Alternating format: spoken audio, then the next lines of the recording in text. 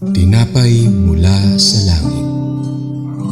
A daily morning devotion with CRC family.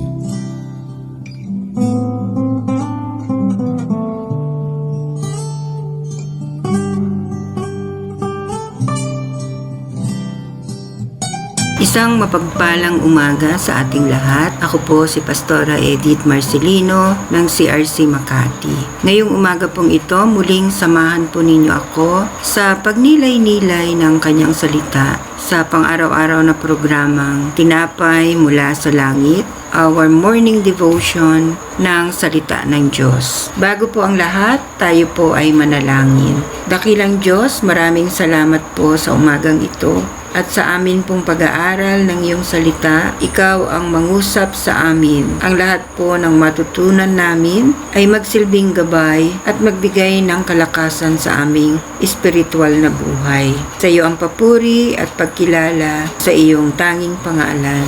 Amen. Ang atin pong tatalakayin ay mula sa Book of Deuteronomy, chapter 1, verses 41 to 46. Ang title po ng ating tatalakayin ngayong umaga ay Moses Remembers Their Half-Hearted Repentance and Futile Invasion Attempt.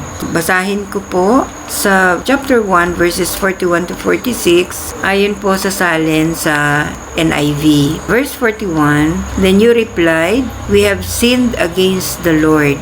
We will go up and fight. So the Lord our God commanded us. So every one of you put on his weapons, thinking it easy to go up into the hill country. Verse 42, But the Lord said to me, Tell them, do not go up and fight, because I will not be with you. You will be defeated by your enemies. Verse 43, So I tell you, but you would not listen. You rebelled against the Lord's command, and in your arrogance, you march up into the hill country. 44, The Amorites who live in those hills came out against you. They chased you like a swarm of bees and beat you down from Seir all the way to Hormah. Verse 45, You came back and wept before the Lord, but he paid no attention to your weeping and turned a deaf ear to you. And verse 46,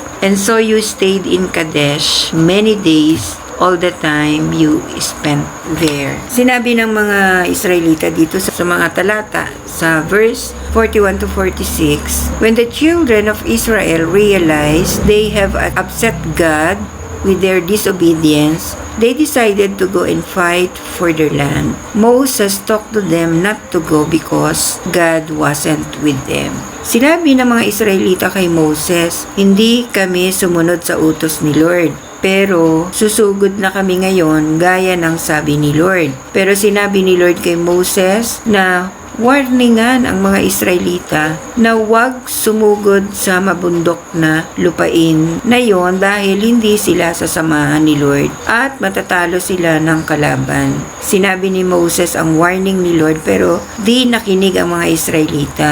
Nagrebelde sila at sa kayabangan nila, sumugod pa rin sila sa lupain yon. Parang mga bubuyog sa tindi ng pag-atake ang mga Amorites na nakatira doon nang salubungin ng mga Israelites. Hinabol sila hanggang sa Edom at tinalo sila sa bayan ng Hormah. At umatras sila, umiyak kay Lord para humingi ng tulong pero di sila pinansin o pinakinggan ni Lord. Pagkatapos noon, matagal silang nanatili sa Kadesh. Again, they disobeyed the Lord. Hindi na naman sumunod sa utos ng Diyos ang mga Israelita. They thought they were strong enough to fight the Amorites. Nakalimutan nila agad na ang Diyos ang tumutulong sa kanila na manalo sa kanilang mga previous battles. This time, they decided to rely on their own strength. Kaya sila ay natalo sa labanan at marami sa kanila ay namatay. So ano po ang lesson sa mga talatang ating pinag-aralan? Obedience, ang pagsunod natin sa nais ng Panginoon. So sabi po sa Jeremiah 17:5, Cursed are those who put their trust on mere humans who rely on human strength and turn their hearts away from the Lord. So mapalad ang mga tao na nagtitiwala sa Panginoon. Life is abundant for the person whose heart trusts in the Lord rather in human beings. So I pray that God will give us the grace to trust Him wholeheartedly and to continually rely on Him. Salamat aming Diyos sa katuroang ito, ang word of wisdom, encouragement, at reminder mo sa bawat mananampalataya. So purihin ang salita ng Panginoon sa umagang ito at maraming salamat sa bawat isa na nakabahagi sa programang ito. Lagi po nating pagnilayan ang salita ng Panginoon mula sa ating puso dahil lubos ang magiging kaunawaan natin dito. Muli po ninyong samahan kami bukas sa pagninilay ng kanyang salita dito lamang sa programa ng Tinapay Mula sa Langit. Ang ating morning devotion that starts at 5:30 in the morning. Malaya ninyo itong i-share ang video na ito at maging gabay ito ng bawat isa sa kanilang pang-araw-araw na pamumuhay. Sa Diyos ang pagpapala, patuloy tayong pagpalain ng ating Panginoon at nawa marami tayong natututunan sa lahat ng mga itinuturo ng programang ito. So God bless everyone and good morning.